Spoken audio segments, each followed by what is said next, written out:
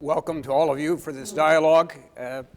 We've done this sort of thing before. I will ask you questions and you will say whatever you darn well please. President and Mrs. Bush, Mrs. Baker, we're very honored to have you here as we commemorate the historic 25th anniversary of the fall of the wall and the liberation of Eastern Europe. Let me start with a broad question.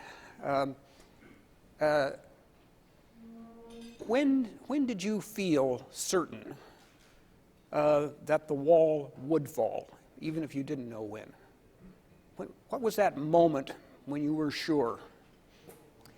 I'm not sure I could pinpoint a moment, Ryan. I mean, as far as I was concerned, it came as somewhat of a surprise that it happened so quickly.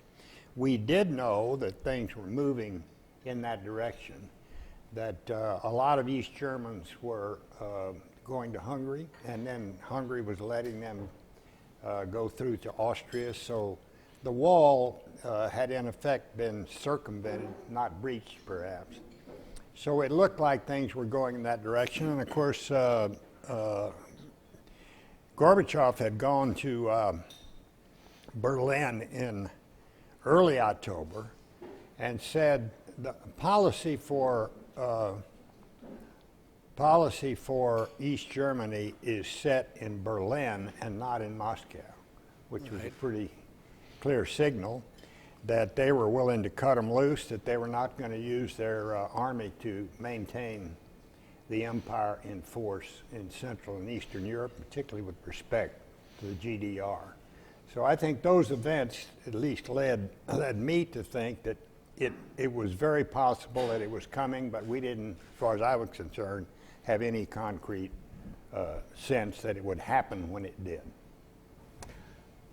I would say that it really was one event in a series. When we came into office, there was a ferment in Eastern Europe.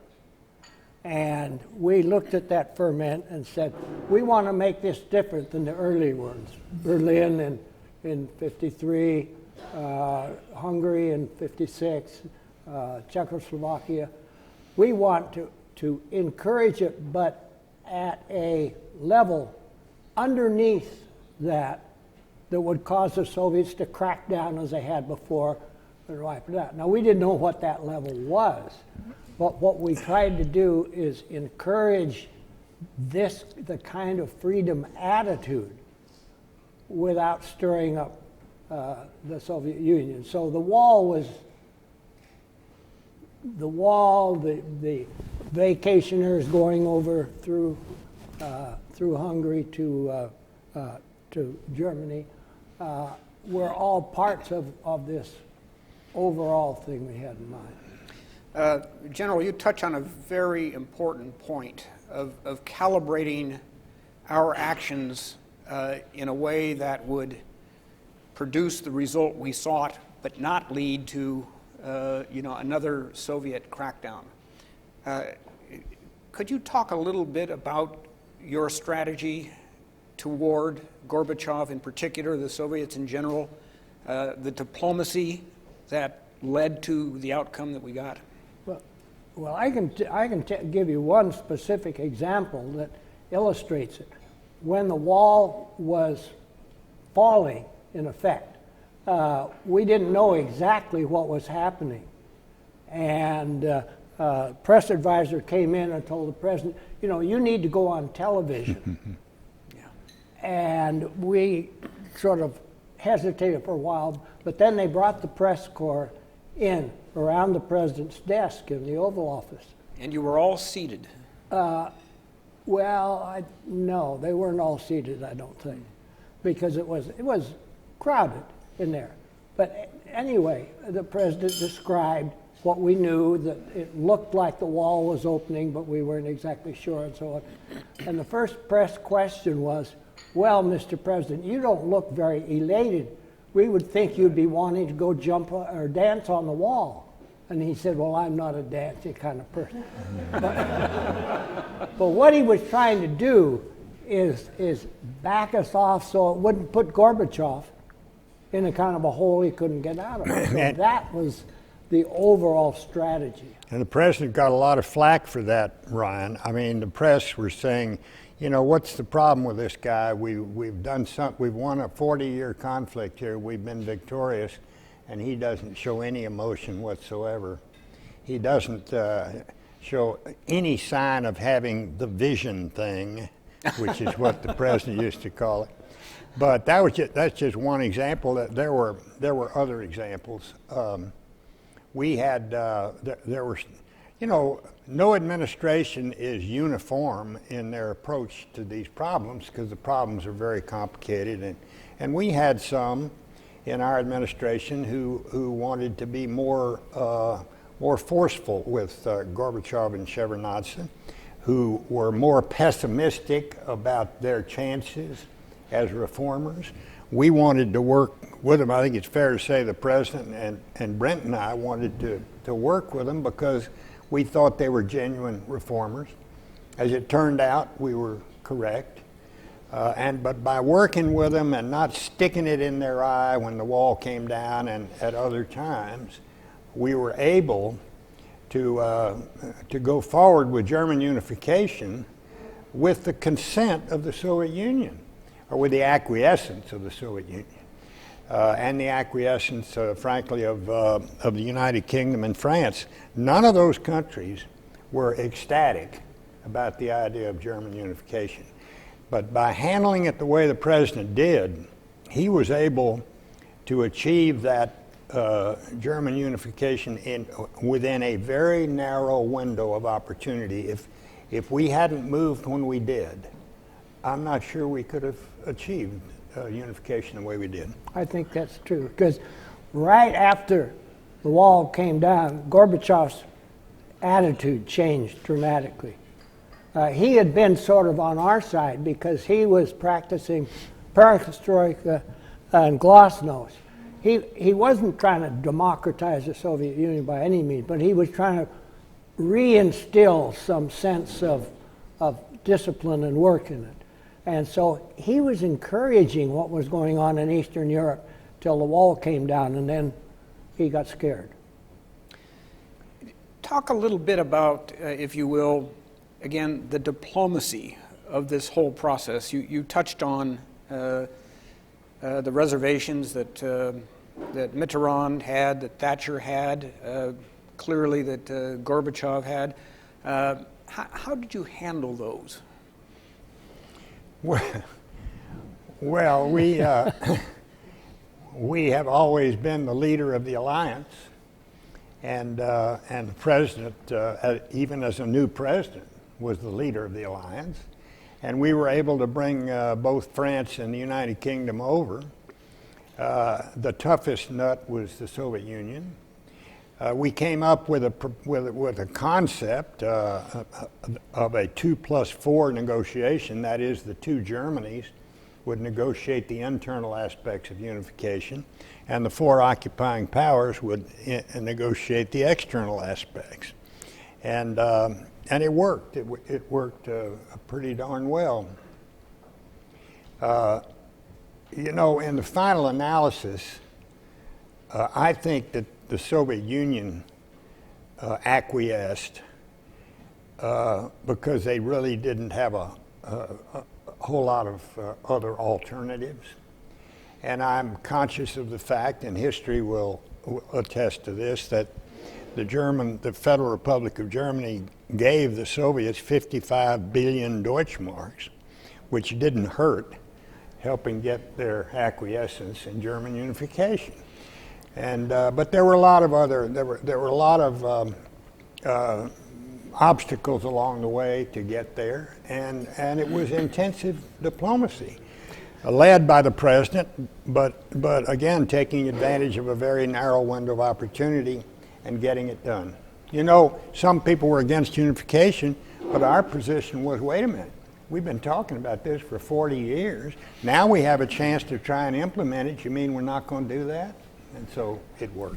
I want to tell you one part of this where Jim and I disagreed, and he turned out to be right, and that's the 2+4. I understood the two, that's the two Germanys. The plus 4 were the occupying powers.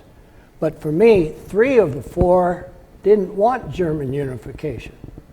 And I was afraid that if we put the 4 together, we would be stymied. I believe it was Margaret Thatcher who said, "I like Germany so much, I think there ought to be 2 of them." That's right. So there was some risks in there, but Jim said we need to go ahead, and it worked. Charles Powell, who was Margaret Thatcher's national security advisor, tells a story about having gone to a meeting between Kohl and Thatcher, and after they came out, Thatcher turned to him and said, "Charles, he's just so German." Well, let's talk for a moment about someone who is so German in, I think, the very best sense of the word. The one who represented the West of the two, Chancellor Kohl. Yeah. How would you evaluate his role in the run-up to, the moment of, and the aftermath of the fall of the wall? Well, if Chancellor Kohl and President Bush hadn't been on exactly the same wavelength, German unification would never have happened. Those 2 individuals, more than anybody else, made it happen, because we had the reluctance of France and the UK and certainly the Soviet Union. Chancellor Kohl came to Camp David in February of 1990. Right, Brent? 90. I think that's right. That's right. And we had a sort of a come to Jesus session up there, where he said, I really want your help in unification, and we said, fine, we're all for it, but we want to know from you that you're not interested in a neutral Germany in the heart of Europe, and you're not interested in a Germany that's going to lean eastward, and that you will support us in making sure that a unified Germany is a member of the North Atlantic Treaty Organization. He said, I will. That bargain was struck there. Both leaders lived up to it and got it done. One of the things we were really worried about in this whole thing was that Gorbachev would promise Kohl Germany reunification and if they would go neutrality, get out of NATO, because that would have been awfully tempting.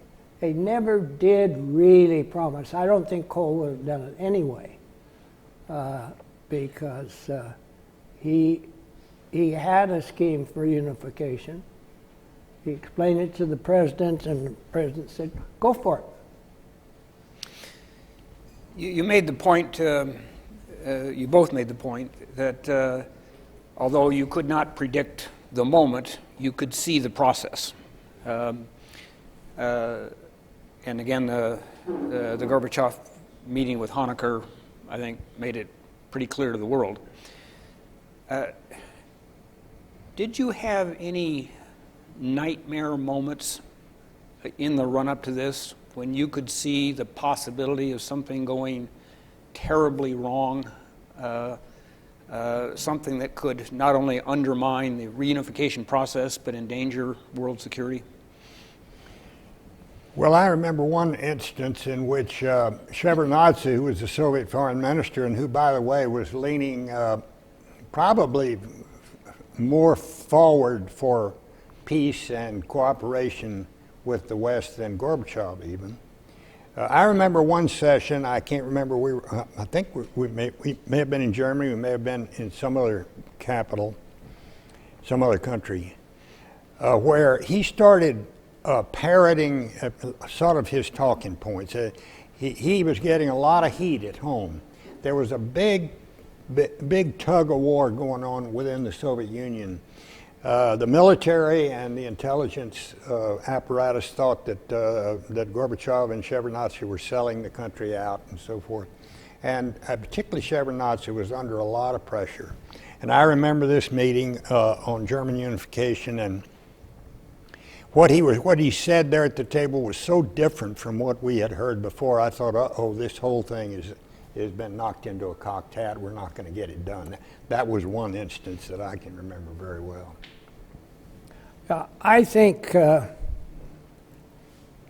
Well, we had a strategy, and I think we were generally confident it would work, but didn't know how long. When, as I said, when we came into office, there was a ferment in East Germany. And up until then, U.S. policy toward the satellites, Eastern Europe, had been, we tried to help and cozy up to those who were making the most trouble for the Soviet Union. So our friend this morning, Romania, Ceausescu was our favorite because they were always probing the Soviet Union. But when we came in, we said, no, that's not the right measure. The right measure are those who are trying to liberalize.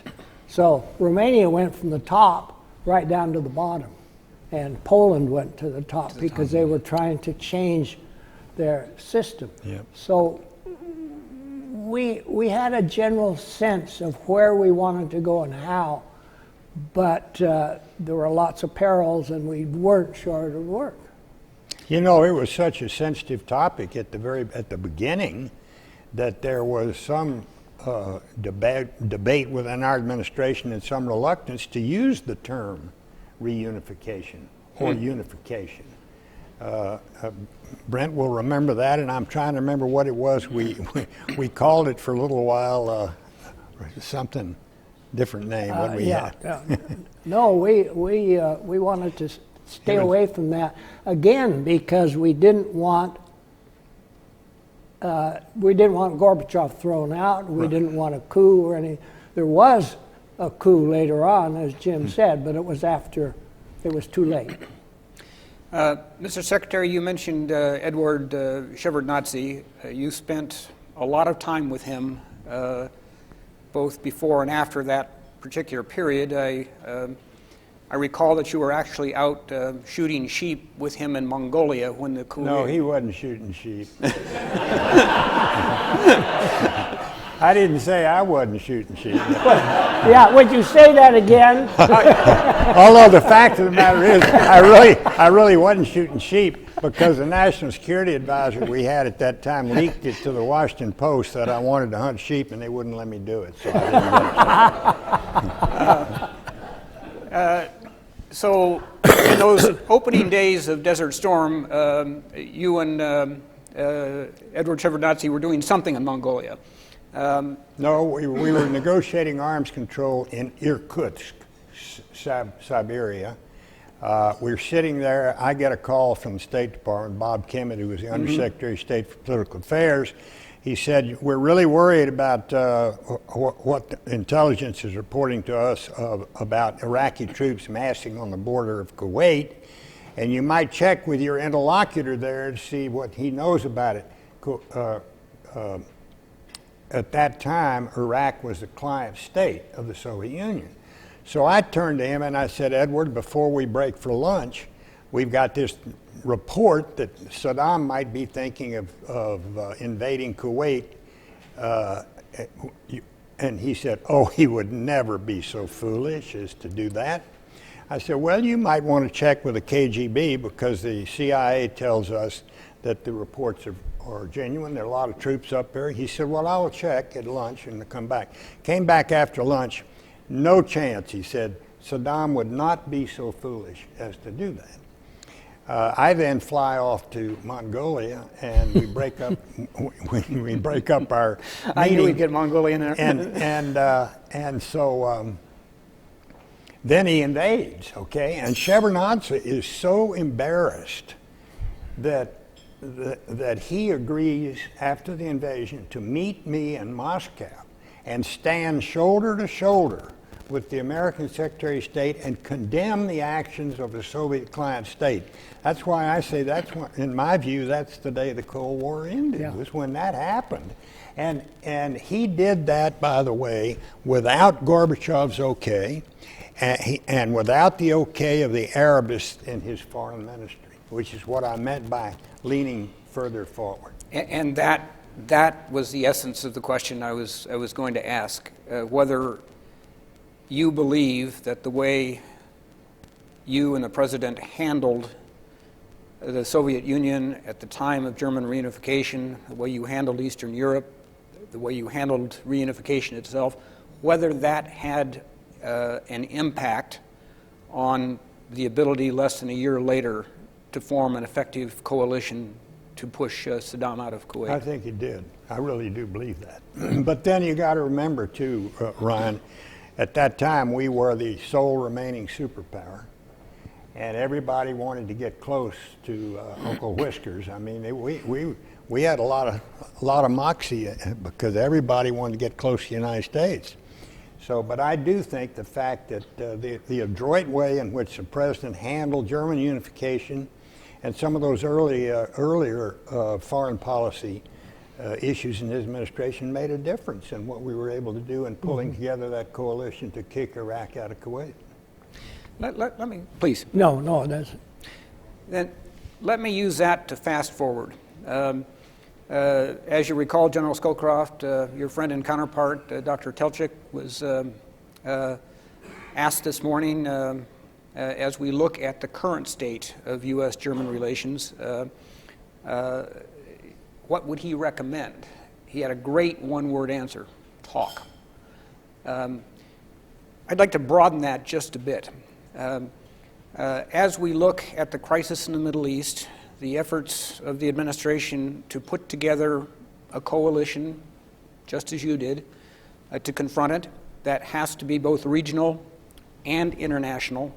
What do you think we need to do, regionally and internationally, to succeed against this new enemy? You looking at me or you looking at him? I know you're going to try and dodge this, sir, so I'm looking at you. Well, no, I'm not going to dodge it. I'm not going to dodge it at all. I'll tell you what, in my view, we need to do. I applaud the administration's effort to put together a broad-based coalition. That's great. That is what we did in the first Gulf War. But our coalition had muscle, and the members of our coalition contributed, and contributed substantially. Many of them contributed troops. I mean, we even had Egyptian troops, Syrian troops, yes, Saudi troops, you name it, not to mention 500,000 American troops. You're not going to win, in my view, you're not going to win this war just from the air. I don't see how you hold territory just from the air. So you got to figure somewhere how you're going to get boots on the ground. You're going to have them. Yes, we're sending more special ops forces in, and that's really good to guide the airstrikes. But where are the boots on the ground coming from? They're going to take territory. I have serious doubts about whether they can come from Iraq. And as far as moderate Syrian opposition is concerned, I think most of them are in the salons of London and Paris. I don't know that there is any such thing anymore. But where are the troops going to come from? I think the one thing that is clearly missing is talking to our friends. You mentioned Horst Telchik. I had a telephone on my desk. I pick it up, it rang on Horst Telchik's desk.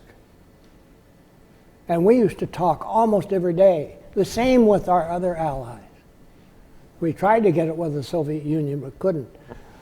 President Bush frequently called his counterparts around the world just to talk to them. What are their problems? What could we do to help? So on and so forth. So that our friends were willing to help us when we needed them because they saw us and they knew what we were after and so on. I don't think we have that kind of communication anymore. I agree. And you don't draw them out, you know. Egypt has the troops we need on the ground. Turkey does. They're not disposed to come to our help. I agree with what Brent just said. And you know, in that first Gulf War, one of our strongest allies and biggest contributors was President Özal of Turkey. Turkey has been a 60-year ally of the United States and a NATO member. But one of the first things that we asked Özal to do was cut off the oil pipeline from Iraq through Turkey. That cost Turkey tremendously economically, but he did it. Yep. And so my solution, for what it's worth, as far as the question I posed earlier about ground troops is why don't we really make an effort to see if we can't convince the Turks, okay? The Turks don't like ISIS. No country that I know wants to abide a continuing ISIS presence. And the Turks don't like Assad. But our president has said Assad must go, and we're engaged in a war with ISIS. Isn't there a conversion of interest there? And we go to see the Turks and we say, okay, we'll supply the logistics and the intelligence and the air, and you supply the troops, and we'll give you your buffer zone, which is what he wants in Syria. I mean, that to me might solve this problem. I don't know any other troops in the region that are going to do it, and I sure don't support the idea of putting brave young American men and women on the ground in Iraq and Syria. I agree with Jim. One of the additional problems the Turks have, though, are the Kurds. There are several different kinds of Kurds, and the kind of Kurds that are more or less at war with the Turks are the ones in northern Syria. Mm-hmm. So, there are Syrian Kurds, there are Turkish Kurds, and there are Iraqi Kurds, and they're all different. And Turkey tries to play this. And there are Iranian Kurds. And that really complicates this, especially where the Turks are concerned. Yeah. And ladies and gentlemen, I would just say that depth, breadth, and detail of understanding on a fairly arcane issue is why you were part of the best national security team in history, and I mean that sincerely because I was a bit player at the time. Let me ask the other dimension of that question. What would you be saying to our European allies, and particularly the Germans at this time, as we look not only at the unfolding crisis in the Middle East, but as we look at a Russia that obviously is very different than the Russia you dealt with, and then the problem of Ukraine? What should we be saying? What kind of dialogue should we be having? What kinds of policies should we be proposing with our European friends, starting with the Germans? Well, I think we're having those conversations, and that's why we've instituted some multilateral sanctions against Russia that are showing every indication of working. The rubles in the tank, capital flights gone through the roof. Now, a lot of that's due just to the drop in the price of oil, because that Russian economy is so dependent upon that commodity. But I think we're having those conversations with the German leadership. What's happened there, and I don't think we have to convince the Germans or any of our other Western European allies that what has happened in Ukraine and Crimea is totally inconsistent with any concept of a stable world order. If you don't like what's going on next door, you can't just roll the tanks, or you can, but if you do, there ought to be some consequences. I think, again, one of the problems is we're talking to the Europeans, but I don't think we're talking enough, more frequently enough, because we do have problems. We had problems with the Snowden, especially with Germany. And it turned out that the recording we got of Chancellor Merkel talking was from our embassy. That's not, those kinds of things we can do more of to really understand each other and why we're doing this and what. You can't just call and say, hey, we want to invade here, will you help us? You've got to build groundwork, and you've got to show what we're going to do, how we're going to do it, so on. I'm not sure that we're spending enough time doing that. I would agree with that, but we are talking to them about sanctions, and so far that's worked a little bit. Well, I wish we could continue this incredible dialogue. Time is finite. We have all been privileged to not only listen to the men who were witnesses to a most critical period in world history, but who helped the President of the United States shape that history for the better. Thank you both very much. Thank you. Thank you.